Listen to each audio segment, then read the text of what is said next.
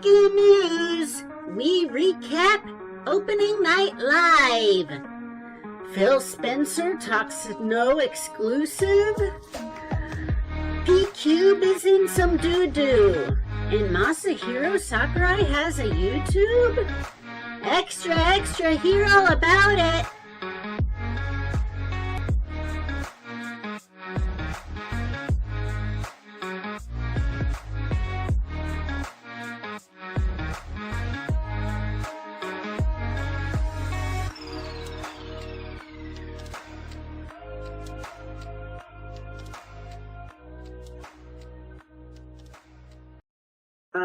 Hey guys, welcome to the podcast where I am not super happy with Comcast. I'm the Dean of Games, the Dean Slater if you are on Twitter or Twitch, and joining me is twitch.tv/LMJ the Hitman Landen. Feeling fresh, feeling ready to talk about these news that we got today. Feeling real fresh, newsy. Yeah. I'm feeling real fresh, but that's because I haven't taken a shower yet. I woke up before this podcast. Not early, though. It was on time. And from Twitch's graveyard, we have Gavin. What's up? So, yeah, I have got a little story time for you guys. So, early September 2021, a young man, a handsome man, shall I say a charming man. It's me. Yeah, to me, obviously. Got Comcast for the internet, but got it cheaper because it got bundled with cable. But they had to, the previous owner had DirecTV, and the DirecTV guys fucked up the entire setup of the house, so they had to completely rewire the cable. So, there was just a giant orange cable in the middle of the yard. They said, we'll bury it in 4 to 6 weeks. So, 8 weeks go by, and, the lawnmower got caught on the wire and then ended up jumping over the wire and cutting it. So instead of laying it across the yard, when they went to rewire it, they had it go across the perimeter of the yard. Well, at that point, that young man just, he kept calling. He waited another 4 to 6 weeks and kept calling. And a month goes by, and 2 months go by, 3 months go by with calls, 1 to 2 times a month, calling Comcast. And then, this is from the first time, not from the second time they came out for the cable. 11 and a half months go by. They finally bury it. But they're diagonal from the wall, so it's not right up against the wall. So I still have to avoid mowing that area. I was like, you know what, fine, that's just one small patch. Everything's cool. I'm the young man, by the way, in this story. Yeah. It's not me.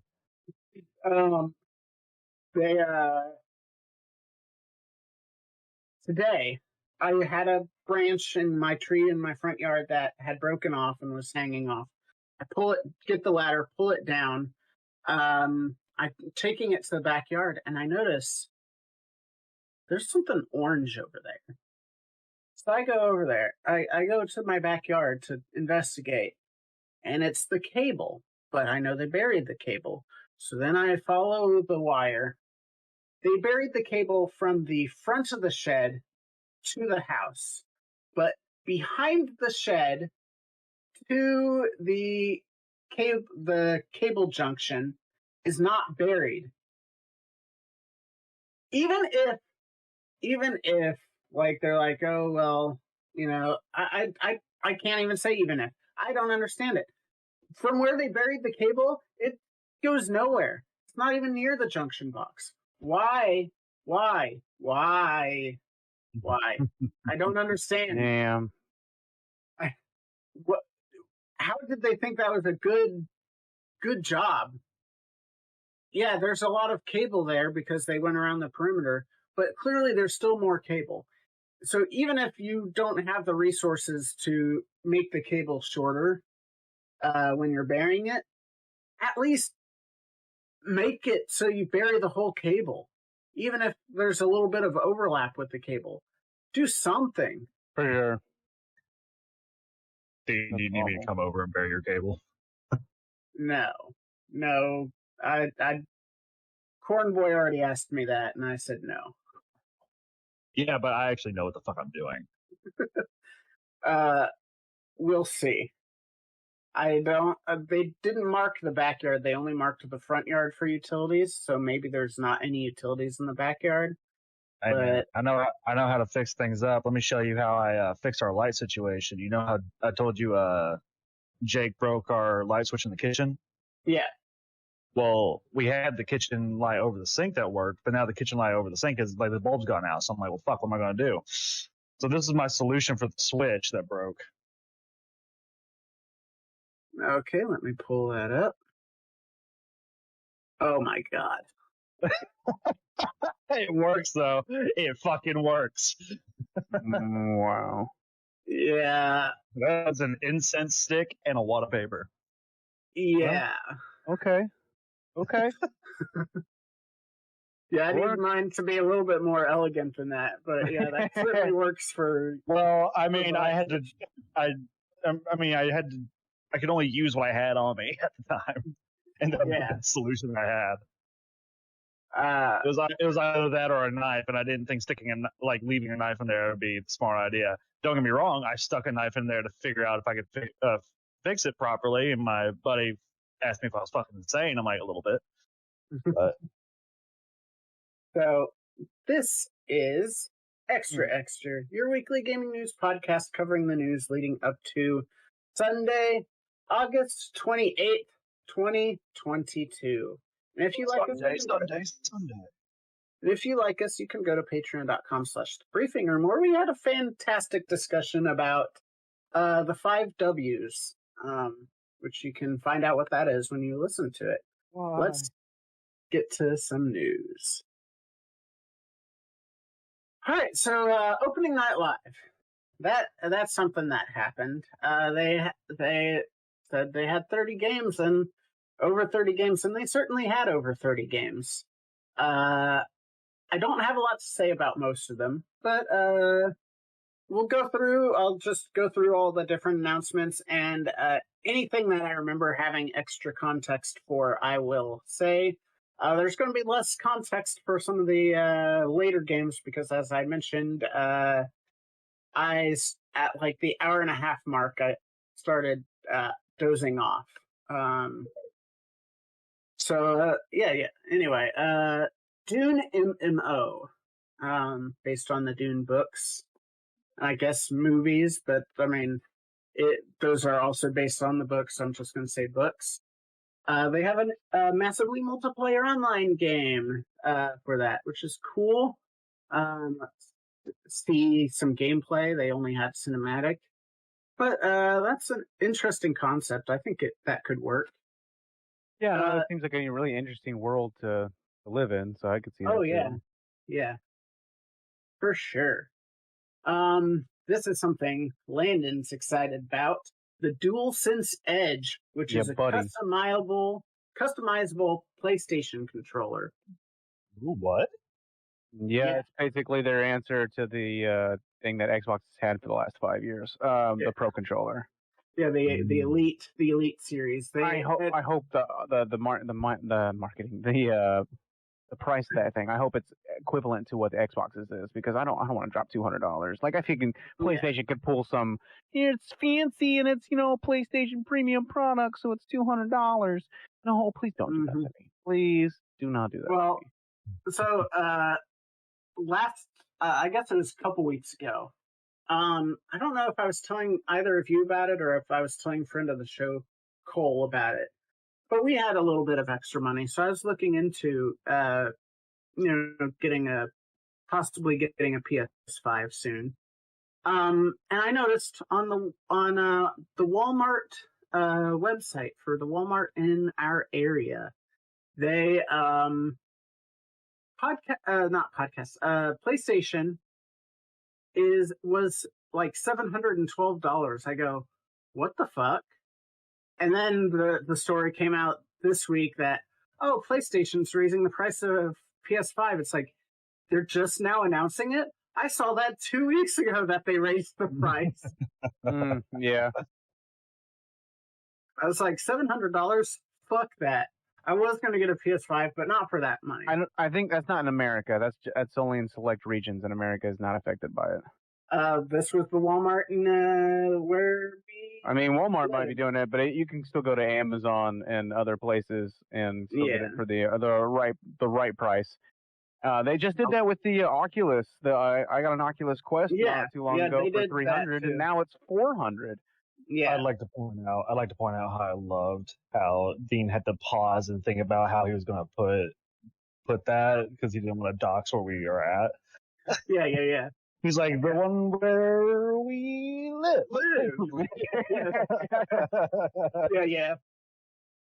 Yeah. I was about to spill the beans. I was like, oh wait, hold on. Just add a little effect in there, and beep, as soon as it said. Right. Yeah, that's too much editing for me. Sorry, guys. I don't blame you. Here's my address. The Lords of the Fallen, which is sequel to Lords of the Fallen. Yeah, I was wondering if they were connected to each other or not. I was like, oh wow, the Lords of the Fallen. It said the Lords of the Fallen. I was like, is this some other company trying to use the same name but just adding the at the end? No, the sequel is the Lords of the Fallen. Which is an interesting way of doing the sequel. I did see the trailer for this game, and I'm hyped for it. Yeah, it does look good. The Crusades and stuff. Yeah, it does look good. Yeah. You know what game I'm excited about? Moving Out 2. Yeah, that game's great. That game is great, and it's a lot of fun. That's like the Mario Party for friends. You don't have to know how to play that game at all. Yeah. It's just fun to mess around in that game. Yeah, it's basically Overcooked, but moving company instead of chefs. Hogwarts Legacy, we've seen a lot from that game.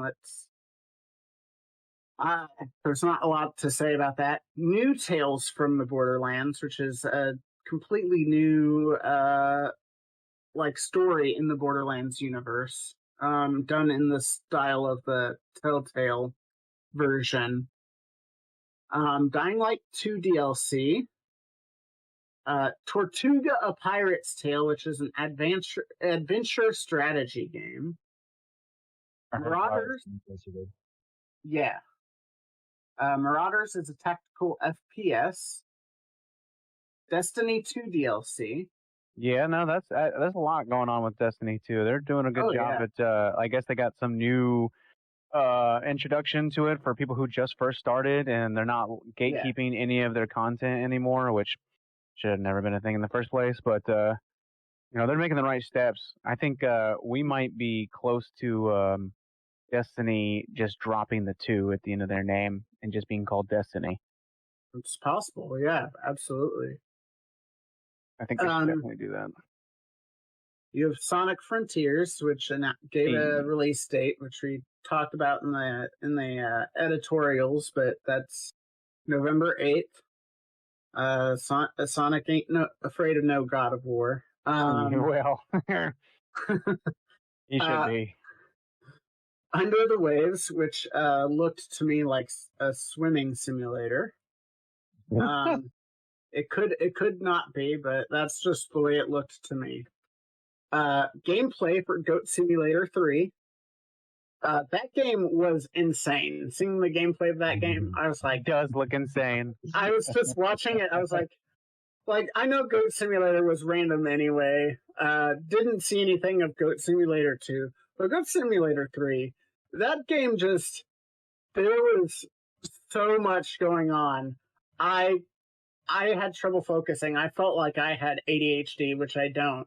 Just watching that trailer, I was like, I can't keep up with this. Is that why I like that game so much?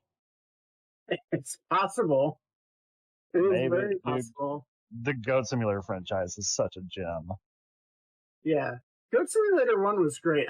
Like I said, I never even knew there was a 2. Which is why I was like, I thought it might have been either. Yeah, 2 fantastic, dog. I love it. I thought it might be like there's a really shitty slasher franchise, and it's Thanksgiving, and then there's Thanksgiving 3, the search for Thanksgiving 2. Like they just go from 1 to 3. They don't even have a 2.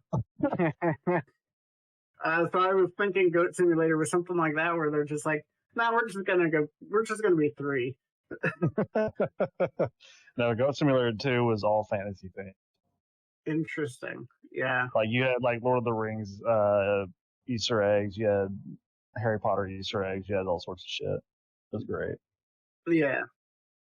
Another game I'm excited about, Return to Monkey Island. That is September 19th. Yo, let's go. I know there's been a lot of complaints about the art style. I love that art style. Yeah, I'm right there with you, dude. Yeah, I think it's a good art style for sure. Moonbreaker, which is a minifigures strategy game, written by Brandon Sanderson, who finished The Wheel of Time, and has his own series. As soon as I saw that, like if you watch the Twitch VOD, I'm texting. I see that game. I see Brandon Sanderson come on, and I just start texting my sister-in-law, because she's like the biggest Brandon Sanderson fan. And I was like, Brandon Sanderson's making a video game. And she's like, no shit. Like, yeah, you gotta check it out. Friends vs. Friends, which is a card-based shooter, kind of like Neon White. Nice. I don't think it's like a speedrunning type. It's kind of a multiplayer card-based shooter. Lies of P, which is Pinocchio meets Bloodborne. It took me forever to realize it was Lies of P because it's Pinocchio and his nose gets bigger because that movie, The Life of P. Oh, yeah. It took me forever. I was like, oh, Lies of P. Oh, gotcha. I think you mean Life of Pi? Yeah, that's it. Yeah. Life of P. I don't correct anything. I just let it roll. It's for the content. There's Stranded Alien Dawn, which is like a sci-fi survival simulator. Atlas Fallen, which I was like, I feel like that I've heard that title before, and I guess it's a book in a series, so I probably had one of my nerd friends that read tell me about it. But that game is interesting because you have sand weapons. Ooh. Weapons made out of sand, which is cool. Homeworld 3, they talked about 2 MiHoYo games. So if you're into, Genshin Impact or Honkai Star Rail, that was for you. They showed off a boss battle for High on Life, which is a game I'm super excited about. That is it is a game where it's a first-person shooter written by Justin Roiland of Rick and Morty fame, and all of the guns are alive. And so, like, I saw a clip of this. Yeah, good. Dude picked up a knife that was like, crazy. Yeah. So that knife in the boss battle they showed off, that knife was in that boss battle. And it's not just a knife, it's also a grappling hook. No shot. That's cool. Dope. Yeah. And so the main character, I don't think ever said anything, but the guns were talking shit to the boss, and the boss was like talking shit back to the guns. It was phenomenal. That's great. I love shit like that. Yeah, I saw that they also have optional choices. Like if you want to take, like, you can make choices between 2 different characters or different options that'll have a I say significant, but like, I want to choose this character over this character. Well, this character no longer likes you. So they have options for you that can have effect for you later on. What's funny is the guns do the talking for you. So whenever you want to go up to talk to somebody, the gun's like, hold on, I got this, bro. I got this. Yeah. Yeah, so I in the boss battle at one point the boss starts flooding the room with acid, and I don't know if it was the knife or the pistol, but one of them goes, wow, that's just about as toxic as your personality. And the boss is like, oh, come on, that joke isn't even good. Wow. Hard Space Shipbreaker is a ship repair simulator, which is interesting. Like, they have all sorts of job simulators now, but like a spaceship's repair simulator where you're floating around and fixing different things. That seems interesting. The Expanse, a Telltale series. It's a Telltale game covering the show The Expanse, like a spin-off of that. And then the real exciting thing, a franchise that needed to make a comeback anyway, Killer Clowns from Outer Space, the game. Yay. Oh, yeah. I'm actually kind of excited about that. Based on the movie, and it's asymmetrical multiplayer, so it's basically like the I'm drawing a blank on the name. Hooked on You's what spinoff? Dead by Daylight. Got it. Yeah. I got there. Guys. Very nice. Very nice. Thank you. And now we get to some of the stuff I started dozing off for. By the way, I love how you made that connection by going through their dating sim that they made. Hooked on You. The dating sim is just such a weird angle. I love it. It's so dumb. It's great. Like, that is not like, none of us expected that ever. And then this year they're like, yeah, we're making a dating simulator based off these killers. We're like, what? It's a great name too. Hooked on You is a phenomenal name. Yeah. So we get it to the stuff I started dozing off for. It's not entirely because of the showcase. The showcase certainly didn't help with how long it was, and the fact that there was ads, which I get, you have to make money on.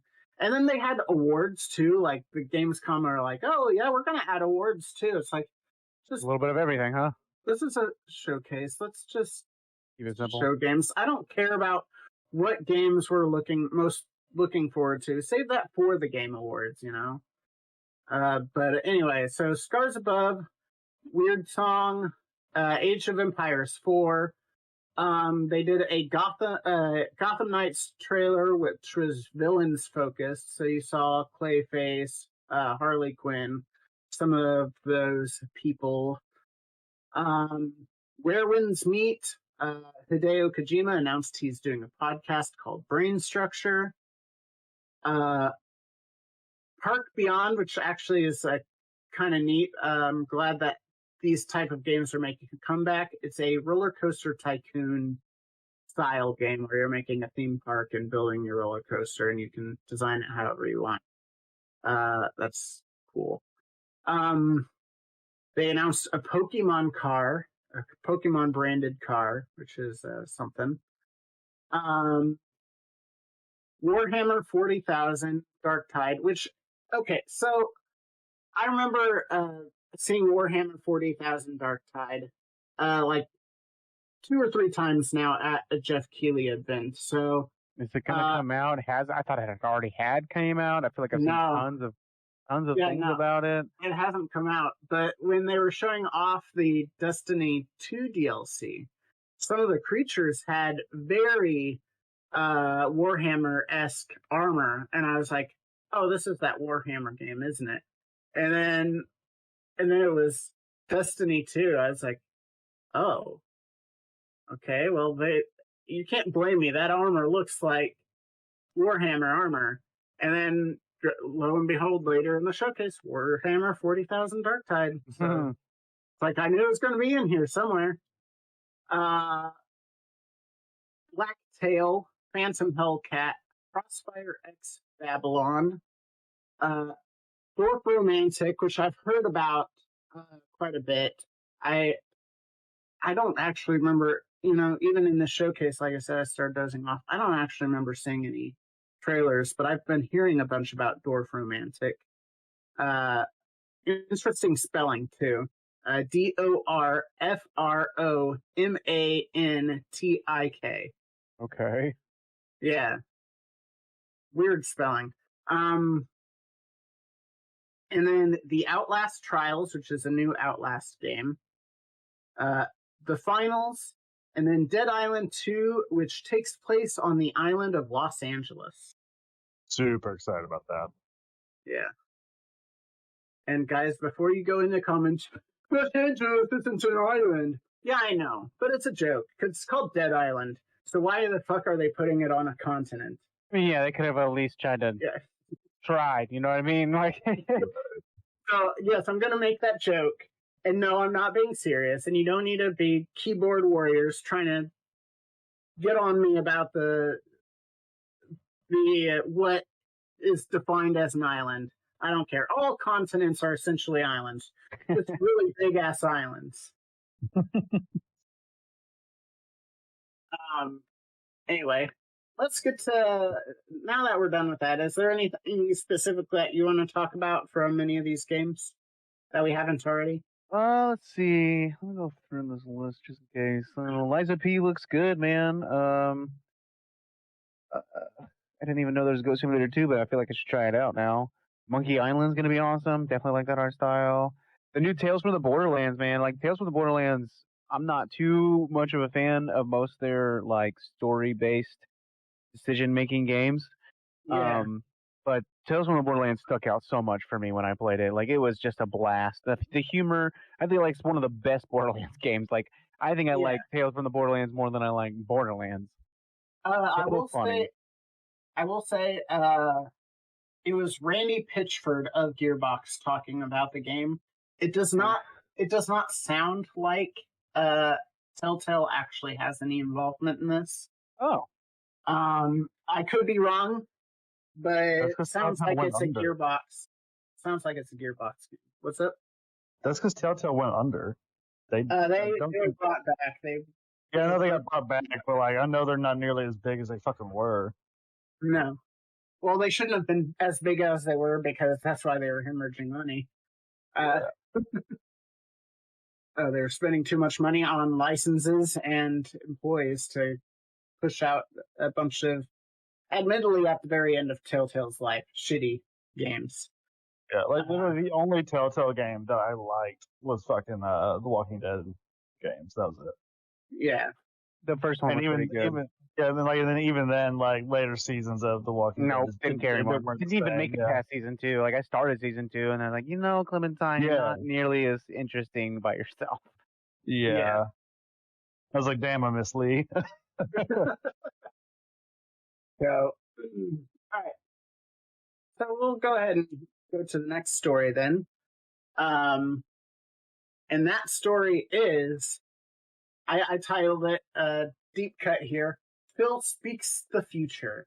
Like Phil of the Future? Yeah, dude. Good. That's a good one. Yeah. That's good. So in an interview with Bloomberg, Phil Spencer said that we will see less of exclusive games. Mm-hmm. And here's his comment. I'm paraphrasing some of it too, by the way. Maybe you happen in your household to buy an Xbox, and I buy a PlayStation. I love how in the scenario, the head of Xbox is not buying an Xbox, someone else is. Right, yeah. And I buy a PlayStation, and our kids want to play together, and they can't because we both bought the wrong piece of plastic to plug into our television. We really love to be able to bring more players in reducing friction, making people feel safe, secure when they're playing, allowing them to find their friends, play with their friends, regardless of what device. And I think in the long run, it's good for this industry, and that maybe in the short run, there's some people in some companies that don't love it, but I think as we get over the hump and see where the industry can continue to grow, it proves out to be true. So what do you think about this future where there's no exclusive games? Lies, bro. This is propaganda. This is propaganda, bro. This is 100% propaganda. You just spent $68.7 billion on Activision, and you're gonna try to act like you don't care about exclusives? You just spent $2 billion on the Bethesda, and you're gonna pretend that you don't care about exclusives? You spent the $2 billion to make sure they were yours. They were already yours. You didn't have to spend the billions of dollars to make sure that they were your IP. Okay, he's only saying this now that they own the majority of the market of video games. Like, it is clear as day. They're still behind in market share. Well, sure, for sure. But they're making moves to make sure that's never going to be a thing in the future. And it was just about a month ago, Phil Spencer said, the game that I'm most looking forward to get my hands on is God of War. Well, what's that? An exclusive. I feel like he's talking about in the future there's going to be less and less exclusives. It's like we've been promised exclusives from Xbox for the last 5 years, and I've seen nothing. Where's Hellblade, Fable? Like, there's this giant list of exclusive games that they've been touting that's going to come to Xbox for years and years and years. And then he has this to say about it. I feel like it sounds fearful to me. And I'm only saying that because you've got PlayStation exclusives just hitting and hitting and hitting. And the only thing Xbox really has right now, like, is for sure the Games Pass part of it. Like, they lost the console war, but they're winning the streaming war. And I feel like the streaming war has nothing to do with exclusives, although they will be using that in the future. It's just, I'm set off, obviously, because this is just propaganda. Like, I know he is the top of Xbox, of Microsoft and Xbox. Like, he understands that exclusives have a large deal. Like, Nintendo will always have exclusives. There's not a future where Nintendo is on all the Nintendo games are third party. That's just batshit crazy to think that. Like, Pokemon's forever going to be Nintendo, other than mobile, obviously, Pokemon Go and other things. But like Pokemon, Mario's never going to be on an Xbox. That's not a thing. That's not going to be a thing for a long time. For him to say this is just clearly just being like, hey, I don't care about exclusives, right? Like, exclusives aren't a big deal, right? No, they are a big deal. It's part of the market. Apple has their shit. Android has their shit. Other company, like, Microsoft computers have their shit, and Apple computers have their shit. It's just a part of the industry. There's no way in hell he actually thinks this. To me, personal opinion. Yeah. Well, I digress. I'm not nearly as passionate about this as Landen is. But I think $70 bill on games, bro. $70 bill, and you're gonna drop this fucking propaganda, bro. $70 bill. That's so much money. That's so much money, and you don't get to say those words after dropping $70 bill and act like you don't care about exclusives. Yeah, I don't think. I'm trying, bro. I'm trying to come back. I'm trying to. I don't think. Okay. I don't think he's saying anything that he hasn't.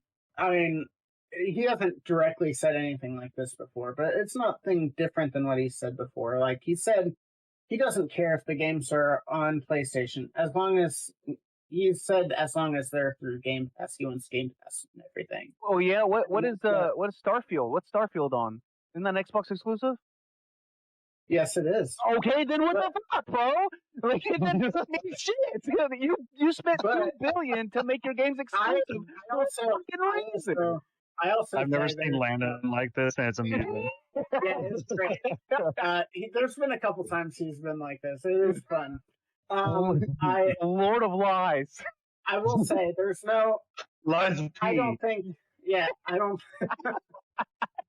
I don't think that there'll ever not be exclusives. I'm with you on that.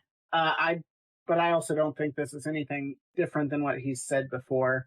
Also, it's not. I think there's always going to be exclusives, but it's not entirely out of the realm of possibilities. Let's not forget. First of all, Minecraft is an Xbox game, and it's on all platforms. And then you have the recent story of a PlayStation game, Death Stranding, coming to Xbox Game Pass on PC. The loophole there. Yeah, so it's not entirely out of the realm of possibility. At least PlayStation's starting to warm up to it. I don't know that they'll ever be like, no, we're going to have our biggest of the biggest titles on Xbox.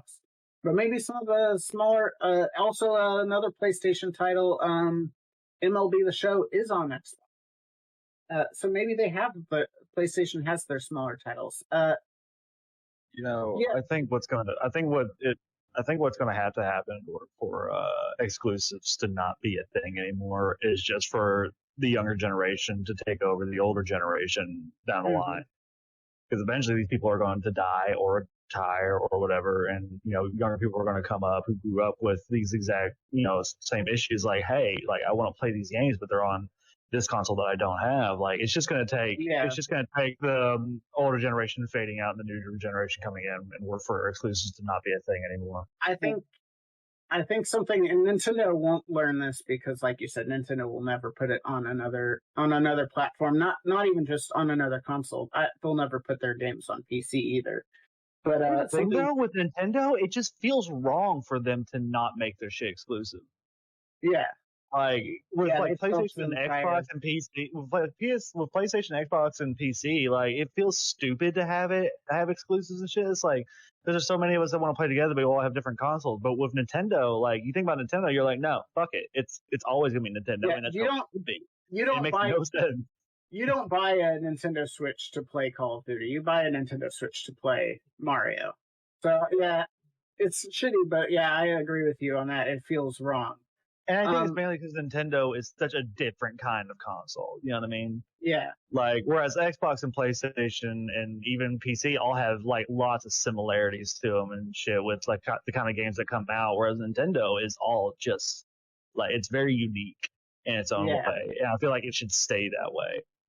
But, you don't make money on the consoles themselves. You make money on the software. Hardware doesn't have the same amount of profitability that software does. And I think PlayStation's been learning that by putting their games on PC is that you make a lot more money when you have your software at a lot more places.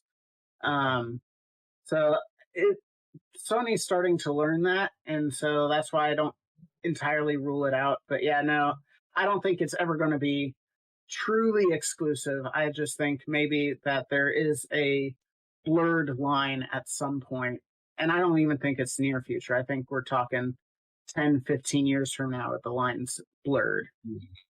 Yeah.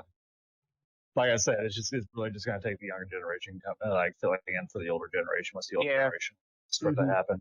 The more the younger kids play these free-to-play games with cross progression and cross-play, and stop giving more attention to these exclusives that they're just forking money over to, like these industries like Sony and Xbox spend tons of money on these exclusives, and people just don't buy them anymore, and they just play these free-to-play and cheaper games that are cross-play. Then you start having. That's when you start having like the barriers start to break down of like, all right, everything's everywhere. I rarely get exclusives anymore because exclusives just don't appeal to me as much anymore. Yeah. You're not playing God of War then? Oh no, I have God of War. I've had God of War since I got my PlayStation. Are you playing the new one?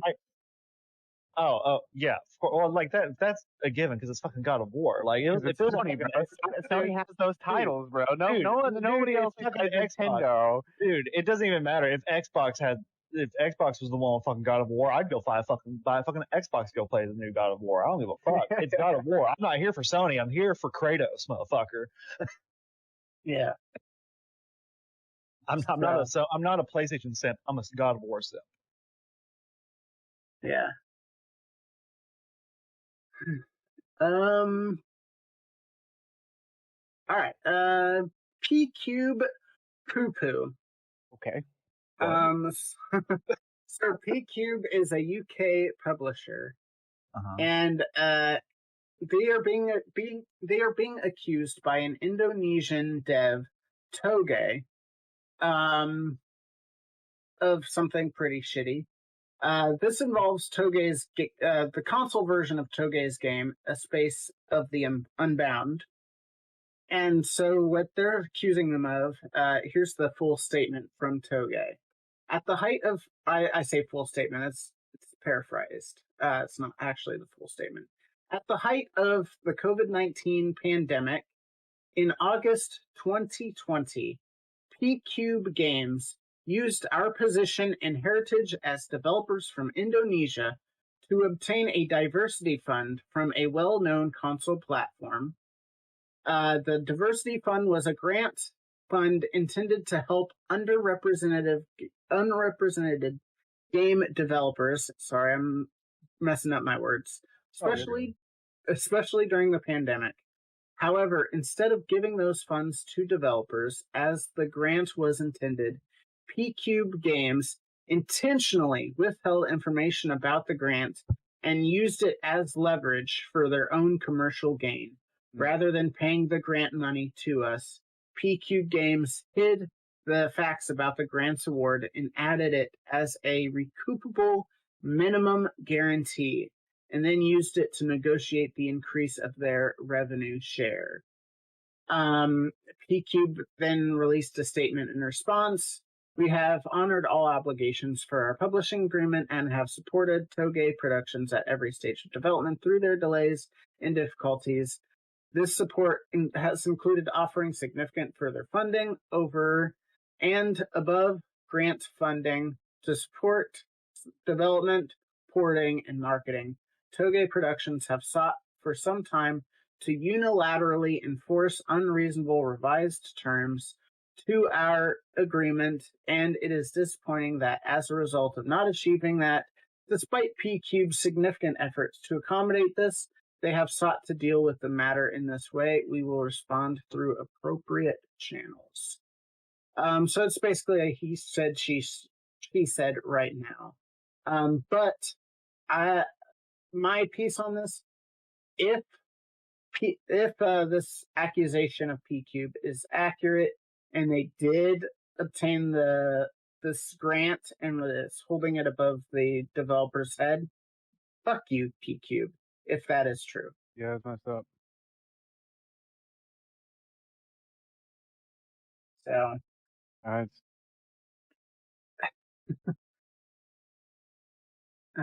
yeah, I don't. It's cool that I wish.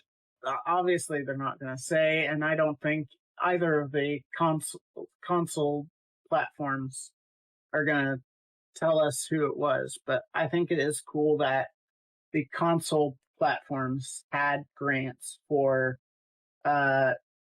diverse game studios. But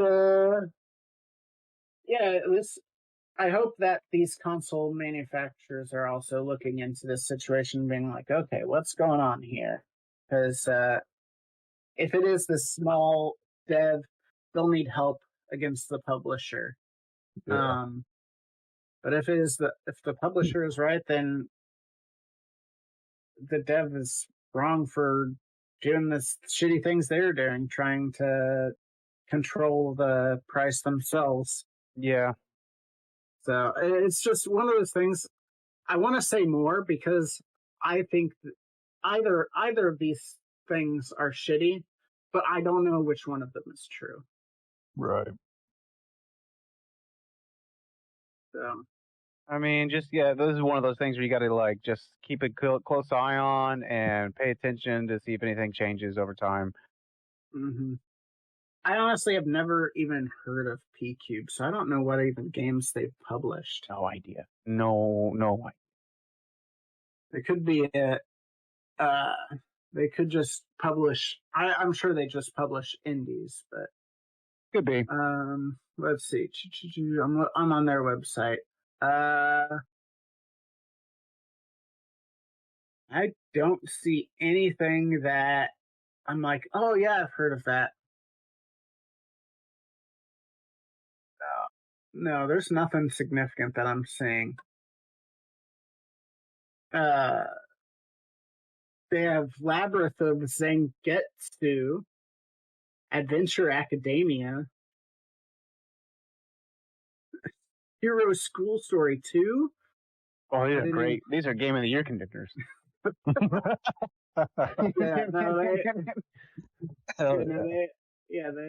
There's nothing real big about it, but it's still, maybe that's why they did it. They don't have money either. Yeah, it could be. Right.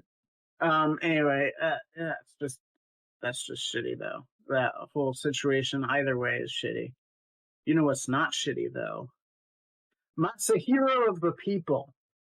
Masahiro Sakurai, the creator of Kirby and Super Smash Bros., stopped posting screenshots of Super Smash Bros. Ultimate, which he had been doing every day since 2019. That's like over 1,000 screenshots. That's that's dedication right there. And when he did that, he did announce, "Hey, check out my Twitter tomorrow. I have something special for you." And that something special was a YouTube channel called Masahiro Sakurai on Creating Games. And it's to teach the wider audience about game design and what makes a game feel good and so forth. The channel got 100,000 subscribers in 6 hours. I wish even in the 8 months we've been doing this that we had 100,000 subscribers, but we're 99,980 away from that. Damn. We appreciate every subscriber. I'm not trying to diss you guys. But yeah, he got 100. Bring in the hate mail. Yeah. Yeah. That'll bring in more. Yeah, just realized. Hold on, I'm about to make our subscriber count go up real quick. Okay, what you got? I haven't subscribed to the channel yet. Oh, nice. Okay. Nice. There we go. Now we're up. Just 99,900 to go. But he was given Nintendo's permission to show prototype software and behind-the-scenes materials of his games, which is really cool that he has that much power, with Nintendo, that Nintendo's like, "Oh, you want to do this project? I guess you can show stuff that we don't want people to show. But it's only got to be on games that you've worked on. You can't show stuff for, Legend of Zelda that we don't want people to know about." But yeah, no, that's super cool. I am definitely going to be checking out that channel. I can't imagine that they won't have, that it won't be subtitled because of how many US fans he has. Right. But yeah, I'm excited to see some of the stuff that he's going to post on game design. Yeah, I hope that becomes more of a trend. Like, I'd like to see more of that. Yeah, we talked about that in our editorials, which you can find on patreon.com at the silver level or above. I know that these developers make a shitload of money, or most of them do. But I'd like to see them, open up more and show more. Them doing stuff like that brings more people into that industry and want to work for that industry. And the more, the better. Yeah. Yeah, I just, I don't know why, in particular, the video game industry is so secretive. Right. We find out secrets 20 years later, oh, that's what happened with that. Oh, okay. Yeah. But it's we're really learning about that with the Apple versus Epic thing, where there were so many documents that were redacted, but then even then, there were documents that the companies were like, why'd you release that document and not redact this? There was so much that was supposed to be redacted on top of what was already redacted. I think even the courts that were covering the case, even they were surprised how secretive this industry is.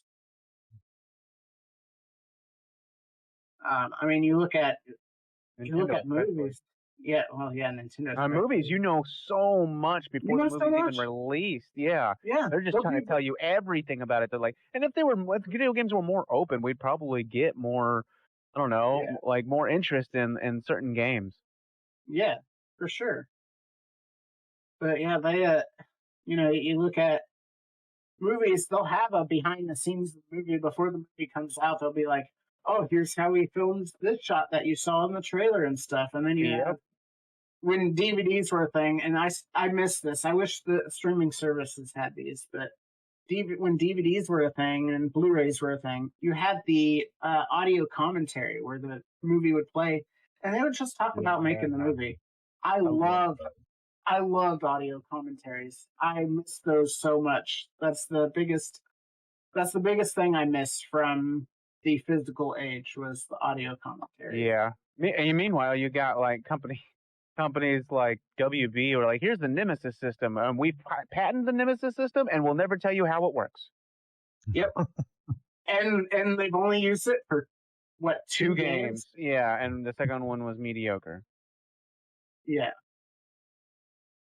Yeah. Man, I wish they would just put the Nemesis system in more games. That would make me play more. So the whole industry could prosper off of something like that. Yeah. That's such a cool idea too, where just some scrub NPC kills you, and suddenly by killing you, they become promoted and to commander or whatever. Like that's such a cool thing. Yeah.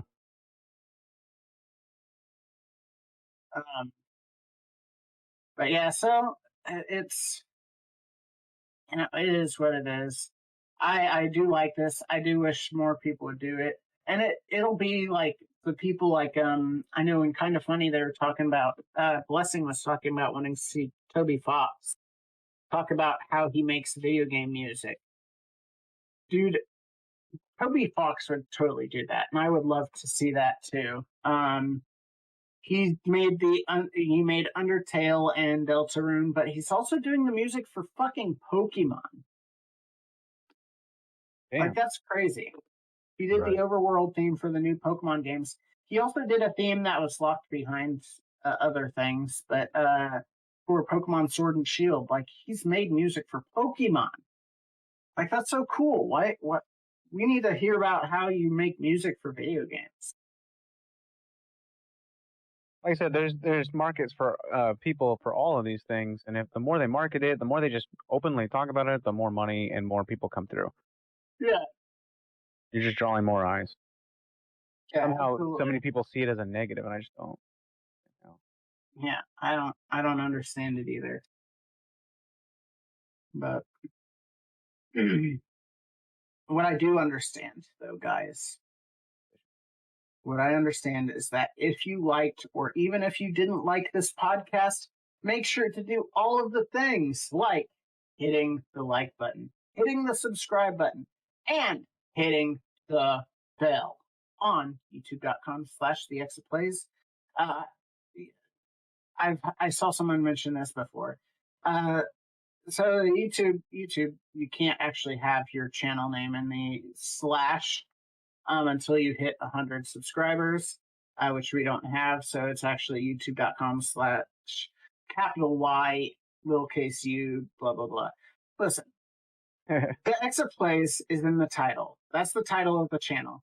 So even if that particular URL doesn't work, all you do is go to youtube.com. You type in the XofPlays into the search bar. Wow, you found it. So it still works. Yeah, it's literally like the first thing that pops up. Yeah, it still works. Just do that. I'm not gonna say all those weird random characters. All right, just go to youtube.com. Go to XofPlays. Yes, the slash doesn't work right now, but when we get 100 subscribers, it will work. So who gives a fuck? Exactly. Anyway, that's just a random thing I saw that upset me. Anyway, or giving it a high rating on whatever podcast service you use so you can find like-minded people. Be sure to tell people about the show and the channel. Word of mouth is the best way to help us grow, and I brought it up before, but on patreon.com/thebriefingroom, you can financially support the show and get cool rewards as well. That's all from us. Take care. Show.